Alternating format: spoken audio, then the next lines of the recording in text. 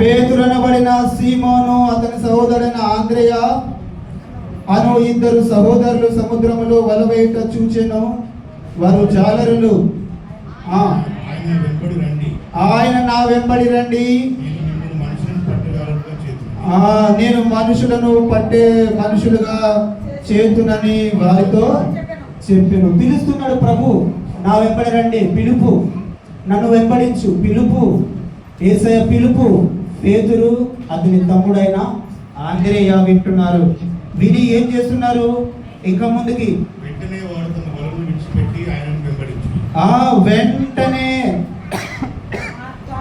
వారు తమ వలలు విడిచిపెట్టి ఆయనను వెంబడించిరి. ఆయన అడుగు జాడల్లో ఇక నుంచి ఆయన కోసమే జీవించుట, ఇక నుంచి నా మట్టుకైతే బ్రతుకుడు, క్రీస్తు చావైతే లాభము.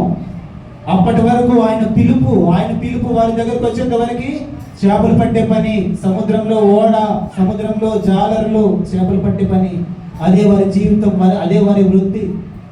యేసు ప్రభు పిలుపు వచ్చింది, నన్ను వెంబడించు, మనుషులను నా కోసము నిత్య రాజ్యం కొరకు పట్టే సేవకులుగా, మనుషులుగా మిమ్మల్ని తయారు చేస్తాననే పిలుపు వచ్చింది. వెంటనే తమ తండ్రిని, తమ వలలు, తమ పనిని విడిచిపెట్టి యేసయ్యను వెంబడిస్తున్నారు. ఇంకా ఆయన అక్కడి నుండి వెళ్ళి జెబెదయి మరలా ఇద్దరు కుమారులు, మరలా జెబెదయి కుమారుడని యాకోబు, అతని సహోదరుడని యోహాను, మరి ఇద్దరు సహోదరులు తమ తండ్రి అయిన జెబెదయి యొద్ద పడవలో తమ వలలు బాగు చేసుకొనుచుండగా చూచి వారిని పిలిచెను. కాల్ ఆఫ్ గాడ్, దేవుని పిలుపు. నా వెంబడి రండి, నన్ను వెంబడిస్తే రక్షణ. నా వెంబడి రండి, నన్ను అంగీకరిస్తే నీకు విమోచన, నిత్య జీవము. పిలుపు చూడండి, పేతురు, యోహాను, యాకోబు, ఆంద్రేయ తండ్రిని, వలలు విడిచిపెట్టి ఆ పిలుపుకు లోబడ్డారు. మీరు లోబడ్డారా ఆయన పిలుపుకు? ఏమేం విడిచిపెట్టావు నీ జీవితంలో? ఏ పాపం విడిచిపెట్టావు? ఏ నీచమైన బుద్ధి, ఏ చెడు బుద్ధి, ఏ చెడు అలవాటు, ఏ చెడు సంబంధం, ఏది విడిచిపెట్టావు ఆయన కోసం? ఆయన విడిచిపెట్టి ఆయన వెంబడిస్తున్నావా? భయముతోను, భక్తితోను, వణుకుతోను సొంత రక్షణను కొనసాగించుకోవాలని పరిగెడుతున్నావా? పిలుపు పొందావా? చూడండి, మత్తయి సువార్త 11వ అధ్యాయం 28వ వచనం. మనందరిని ఆయన పిలిచాడా లేదా? మైక్లో చదవండి అన్న. ప్రయాసపడి భారం మోసుకొనుచున్న వర్షవలో ఉన్న ప్రజలారా, సమస్త జనులారా, నా యొద్దకు రండి. పిలిచాడా లేదా? సమస్త జనులారా, క్రైస్తవులారా, అన్యులారా, సమస్త జనులారా, వర్షవలో ఉండే తెలుగు ప్రజలారా, ప్రయాసపడి భారం మోస్తున్న సమస్త జనులారా, ఎవరి యొద్దకు రావాలని పిలుస్తున్నాడు? నా యొద్దకు, యేసయ్య యొద్దకు రమ్మని పిలిచాడు. ఈరోజు ప్రతి ఆదివారము నేను ప్రకటించే వాక్యం ద్వారా, తన వాక్కు ద్వారా మిమ్మల్ని పిలుస్తున్నాడు. ఆయన వాక్కు ద్వారా ఆయన పిలుస్తున్నాడు. లోబడుతున్నావా? ఆయన అడుగు జాడల్లో నడవాలని ప్రయత్నిస్తున్నావా? ఆ పిలుపు యొక్క విలువ, ఆ పిలుపు యొక్క ప్రేమ నీకు అర్థమయ్యిందా? పేతురుకు అర్థమైంది, ఆంద్రేయకు అర్థమైంది. ఆ పిలుపు మహిమోన్నతమైన, మహిమకై పిలిచిన పిలుపు, నిత్య మహిమకు పిలిచిన పిలుపు. ఆ పిలుపుకు లోబడ్డారు వాళ్ళు. చూడండి, ప్రయాసపడి భారం మోసుకున్న సమస్త జనులారా నా ఎదుగు రండి. ఎంతమంది వచ్చారు ఇక్కడ కూర్చున్న వాళ్ళు? చేతులకు చూపిస్తారా? యేసయ్య యొద్దకు వచ్చిన వాళ్ళు అంటే రక్షణ పొందిన వాళ్ళని అర్థము. ఓన్లీ ఆదివారం బైబిల్ పట్టుకొని చర్చికి వచ్చే అది కాదు. చర్చికి ఎవరైనా వస్తారు. ఆయన యొద్దకు రావటం, రక్షణ పొందడం, పాప క్షమాపణ పొందటం, నీతిమంతులుగా తీర్చబడటం, దేవుని బిడ్డలుగా కొనసాగటం. పాటలు ఎవరైనా పాడతారు? చదువు వచ్చింటే చాలు, పాట చూసుకొని పాడచ్చు. ప్రార్థనలు ఎవరైనా చేస్తారు? ఆయన యొద్దకు రావాలి. నీ ప్రాణము, నీ దేహము, నీ ఆత్మ, నీ ఆలోచనలు, నీ తలంపులు ఆయన చుట్టూ ఆయన కొరకు నా మట్టుకైతే బ్రతుకుంటే క్రీస్తు, చావైతే లాభం అనే ఆశ, తపన, తాపత్రం ఎవరిలో రగులుతుండగా వాడు క్రీస్తు దగ్గరకు వచ్చినట్లు. బ్రతుకుట ఆయన కొరకే, తిండి ఉండడానికి లేకున్నా ఆయన నాకు కావాలి. My goal is God himself, not Joy, not piece, not even blessings, but himself. My God, I want my God. నా దేవుడు నాకు కావాలి, నా యేసయ్య నాకు కావాలి. ఇది ఆయన ఎదుకు రావటం. ఆ వాక్యంలో ఆ పిలుపును నేను అంగీకరించాను. సత్య అనే నేను ఆ దేవుని పిలుపును పొందాను కాబట్టి 2018లో ఇక్కడ మీ ఎదుట నిలబడి వాక్యం, దేవుని మాటలు పంచుకుంటున్నాను. ఆయన ఎదుగు రండని. లేకపోతే లోకంలో క్రికెట్ ఆడుతూ ఉద్యోగం చేసుకుంటూ ఉండేవాడిని. కాల్ ఆఫ్ గాడ్, దేవుని పిలుపు ఈ రోజు నన్ను మీ ఎదుట ఈ సన్నిధిలో నిలబెట్టింది. పాస్టర్ గారు అబ్బాయిని, పాస్టర్ గారు ఆ అమ్మాయి అయినందుకు ఇక్కడ నిలబడి వాక్యం చెప్పరు ఎవరు. దేవుని పిలుపు 2018లో చెప్తున్నా, డేట్తో సహా చెప్తున్నా. 100% ఆయన పిలుపు ఉంది కాబట్టి ఎంత ధన్యత. 50 మందికి దేవుని మాటలు పంచుతున్నానంటే ఎంత ధన్యత ఇది. ఎన్ని కోట్లు పోసుకున్నా రాదు ఇది. కోట్లు వేసుకొని సంపాదించుకుని స్థలం కొన్నా, ప్రజలు రప్పించుకున్నా, నిజమైన పిలుపులో, దేవుని పిలుపులో ఉండే ఆనందము, సంతృప్తి, సమాధానము దేవుని పిలుపు ఉన్నవాడికి మాత్రమే లభిస్తుంది. అది నేను అనుభవిస్తున్నాను. నా మనసు నిండిపోయింది, నా కడుపు నిండిపోయింది ఆయన పిలుపు పొందిన తర్వాత. ఇప్పుడు నాకు హ్యాపీ. ఈ క్షణం నేను చనిపోయినా ఆయన రాజ్యంలో నేను ఉంటాననే రక్షణ పిలుపు పొందుకున్నాను కాబట్టి నాకేం భయం లేదు. మరణ భయము మంట కలిసే మహిమ నాదుని సిలువలోన. మరణ భయం వెళ్ళిపోతుంది దేవుని పిలుపు పొందినవాడు, రక్షణ పిలుపు పొందినవాడు. సో ఆ ధైర్యము, ఆ నిరీక్షణ నీలో ఉందా? వచ్చే యేసయ్యకు ప్రయాసపడి భారం మోస్తున్న సమస్త జనులారా, తెలుగు, తమిళ, మరాఠీ, కన్నడ, గుజరాతీ ఏది లేదు, అందరు రండి నా యుద్ధకు రండి. ఎంతమంది వచ్చారు ఈ చర్చిలో? ఎంతమంది వచ్చారు? పురుషులు, స్త్రీలు. ఇంకా మీకు ఇష్టం వచ్చిన బ్రతుకే, ఇంకా మీకు ఇష్టం వచ్చిన ఆటలే, ఇంకా మీకు ఇష్టం వచ్చిన ఆలోచనలు వెంటే, మీ ఆశల వెంటే, మీ కోరికల వెంటే తీర్చుకోవడానికి పరిగెడుతున్నారా? లేదు, నా హృదయం ఆయనకు సమర్పిస్తా. ఎన్నోసార్లు పిలిచాడు ఆయన. వాక్ ద్వారా పిలిచాడు, పాట ద్వారా పిలిచాడు, ప్రార్థన ద్వారా పిలిచాడు, టీవీ వాక్యాల్లో, యూట్యూబ్ వాక్యాల్లో, బైబుల్ వాక్యాల్లో, వాట్సాప్ వాక్యాల్లో ఆయనను పిలుస్తున్నాడు. నా బిడ్డ నా ఎదుగురా, తన వాక్కు ద్వారా నాకు లోబడు, నా ఎదుగు భయభక్తితో జీవించు పిలుస్తున్నాడు. ఎంతో మంది సేవకుల మాటలు మనం విన్నాం. దేవుని వాక్కు, దేవుని మాట, ఆయన వైపు తిరగాలని, ఆయన యుద్ధ ఉండాలని, ఆయనతో కలిసి నడవాలని ఆయన పిలుపు. వాక్కులు ఆయన పిలుపు ఉంటాయి. రావాలి, ఆయన పిలుపు లోబడాలి. ఇంకో వచ్చిన మనం చూద్దాం.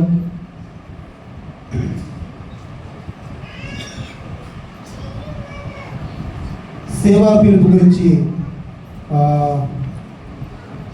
చూడండి. మోషే దేవుడు పిలిచాడా లేదా? నిర్గమకాండం 3వ అధ్యాయము 4వ వచనం. మనం మత్తయి 4లో చదువుకునింది సేవ ప్లస్ రక్షణ పిలుపు. ఇప్పుడు మోషేని దేవుడు ఎందుకు పిలుస్తున్నాడు చూడండి. మోషేని పిలిచాడా దేవుడు? పాత నిబంధన గ్రంథంలో చూద్దాం. 3:4 నిర్గమకాండం 3వ అధ్యాయం 4వ వచనం. దానిని చూచుటకు అతడు ఆ తట్టు వచ్చుట యెహోవా చూచెను. దేవుడు ఆ పొద నుండి మోషే మోషే అని అతనిని పిలిచెను. ఆమేన్. మోషే మోషే పిలిచాడు దేవుడు. ఆ రోజు నుంచి ఇజ్రాయేలీలో మోషే వంటి ముఖాముఖిగా దేవుని స్నేహితుడు, దేవుని ఇల్లంతటిలో నమ్మకమైన వాడు, భూమి మీద మిక్కిలి సాత్వికుడనే పిలుపు పొందుకున్నాడు. బైబిల్ చరిత్రలో ఎలా వచ్చింది? దేవుని పిలుపుకు మోషే మోషే అనే దేవుడు పిలిచాడు పిలిచాడు పిలిచాడు. మోషే లోబడ్డాడు, పేతురు లోబడ్డాడు, ఆంద్రెయ, యాకోబు, యోహాను లోబడ్డారు. మరి మీరు లోబడుతున్నారా? ఆదివారం చెప్పబడుతున్న దేవుని వాక్కు లోబడాలని ప్రయత్నిస్తున్నారా? లోబడాలని ప్రార్థిస్తున్నారా? లోబడాలని ఆశ కలిగి ఉన్నారా? అందరూ వాక్యం వినండి దయచేసి, స్త్రీలు పురుషులందరూ. ఆయనకు లోబడాలని ఆశ కలిగి ఎంతమంది ఉన్నారు చెప్పండి? ఒకరు మొక్కలు చూసి ఒకరు ఎత్తారా? అంటే చాలా మందికి లేదు ఇక్కడ. దేవునికి లోబడాలని లేదా మీకు ఎవరికి? మన చేయని ఎత్తాలి కదా, అంటే తెలుగు అర్థం కదా. దేవుని పిలుపుకు లోబడితేనే నిత్య జీవము, దేవుని పిలుపుకు లోబడితేనే శాంతి సమాధానము, దేవుని పిలుపుకు లోబడితేనే ఆయన ఏ మరణమైతే మన కొరకు మరణించాడో అప్పుడు ఆయన ఉద్దేశం, ఆయన చిత్తం మన ఎడల నెరవేరుతుంది. ఆయన ఎందుకొరకు వచ్చాడు? ప్రయాసపడి భారం మోస్తున్న సమస్త జనులారా, ఏం పని ఉంది ఆయనకి పిలవడానికి? మనం రక్షించబడాలంటే, మనం నీతిమంతులుగా మార్చబడాలంటే, మనం పరిశుద్ధులుగా పిలువబడాలంటే ఆయన పిలుపుకు మనము లోబడాలి. చూడండి, మోషే లోబడ్డాడా లేడా? 4వ వచనం, మోషే మోషే అని అతన్ని పిలిచెను, అందుకు చిత్తము ప్రభువా అనేను. అంటే అర్థం తెలుసా? ప్రభువా వింటున్నాను, చెప్పు ఏం చేయాలి? చిత్తం ప్రభువా అంటే చెప్పు ప్రభువా, నేను ఏం చేయాలి? లోబడుతున్నాడు మోషే దేవుని పిలుపుకు. మనం ఎన్నిసార్లు ఆయన పిలుపును, ఆయన వాక్కును నిరాకరించి మన ప్రవర్తన, మన చూపు, మన క్రియల ద్వారా, మన బ్రతుకు ద్వారా ఆయన పిలుపును నిర్లక్ష్య పెట్టి బ్రతుకుతున్నాం. నువ్వు బ్రతుకుతుంటే ఈ వాక్కు నీకు తగులుతుంటుంది. ఈ వాక్కు ప్రతి ఒక్కరికి ఇక్కడ అర్థమవుతుంటుంది. నువ్వు ఆయన పిలుపు లోబడుతున్నావా లేదా? ఆయన వాక్యానికి లోబడటమే ఆయన పిలుపుకు లోబడటం. ఆయన వాక్కు ద్వారా, తన సేవకు ద్వారా ఆయన మిమ్మల్ని పిలుస్తున్నాడు. ఇంకో వచనం అబ్రాహాము చూద్దాం, 22వ అధ్యాయం ఆదికాండం.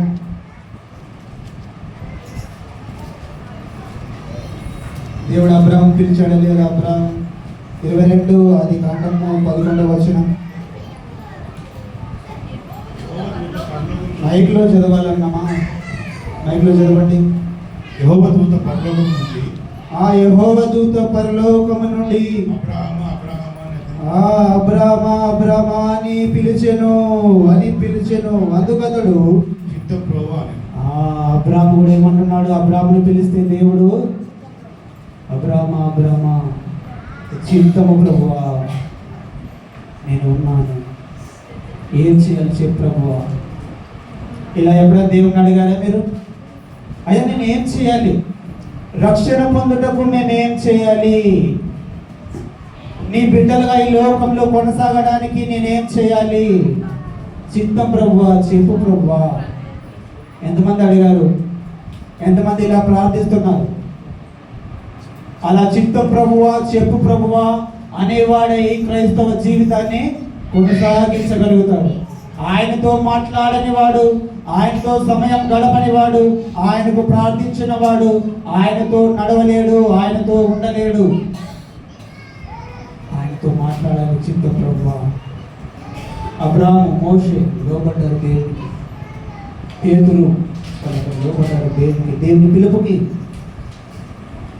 ఇంకా ఆయన వచనాలు చూద్దాం. ఇంకా ఆయన ముందుకు సమూయేలు గ్రంథం, సమూయేలు ప్రవక్తతో దేవుడు ఏమని చెప్పాడు? 1 సమూయేలు 3వ అధ్యాయం 10వ వచనం.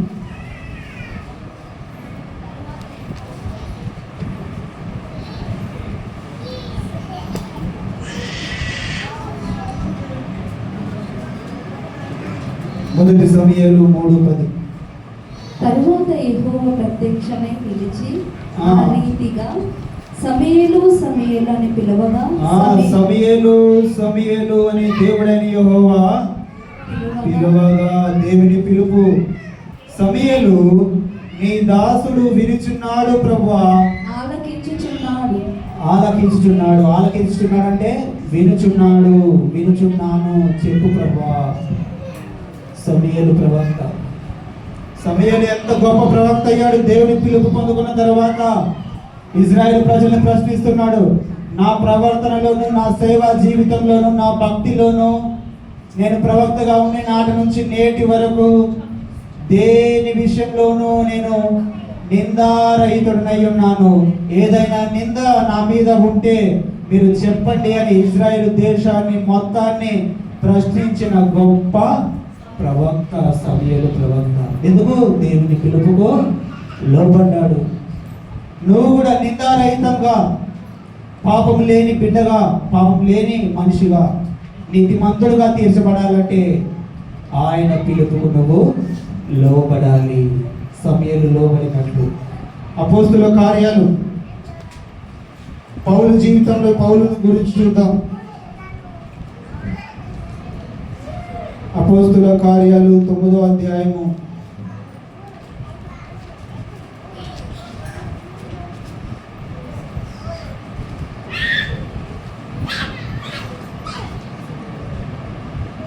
4వ వచనం.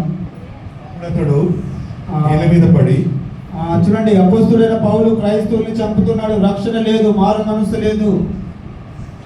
అప్పుడు అతడు నేల మీద పడి, సౌలా సౌలా సౌలా సౌలా నీవేళ నన్ను హింసించుచున్నావని తనతో ఒక స్వరము పలుకుట వినెను. దేవుని పిలుపు, యేసయ్య పిలుపు పౌలు వింటున్నాడు. ప్రభువా, 5వ వచనం, ప్రభువా నీవెవడవని అడుగగా ఆయన నీవు హింసించుచున్న యేసును నీవు హింసించుచున్న యేసును. 6వ వచనంలో, లేచి పట్టణంలోనికి వెళ్ళుము, అక్కడ నీవు ఏమి చేయవలెనో అది నీకు తెలుపబడును. చూసారా? నీ జీవితంలో నీవేం చేయాలి? దేవుని పిలుపు పొందిన తర్వాత నీకు తెలుస్తుంది. ఎటు వెళ్ళాలి, ఎవరిని పెళ్లి చేసుకోవాలి, ఎక్కడ ఉండాలి, ఏ మనిషితో ఎలా ఉండాలి, నా జీవితాన్ని ఎలా నడిపించుకోవాలి, నా జీవితాన్ని ఎలా పోషించుకోవాలి, నా జీవితాన్ని ముందుకు ఎలా నడిపించుకోవాలి, నీవు ఏమి చేయవలెనో దేవుని పిలుపులో నీకు బయలుపరచబడుతుంది. అపోస్తలుడైన పౌలు, సౌలా సౌలా నీవేలా నన్ను హింసిస్తున్నావని యేసయ్య పిలిచాడు. యేసయ్య పిలిచాడు. అపోస్తలుడైన పౌలు లోబడుతున్నాడు. చిత్త ప్రభువా, నేనేం చేయాలి? నువ్వెవరు ప్రభువా? ప్రతి ఒక్క భక్తుడు ఇలాగే అడిగాడు, నేనేం చేయాలి? ఈరోజు మనం ఆయన అడుగుదాం.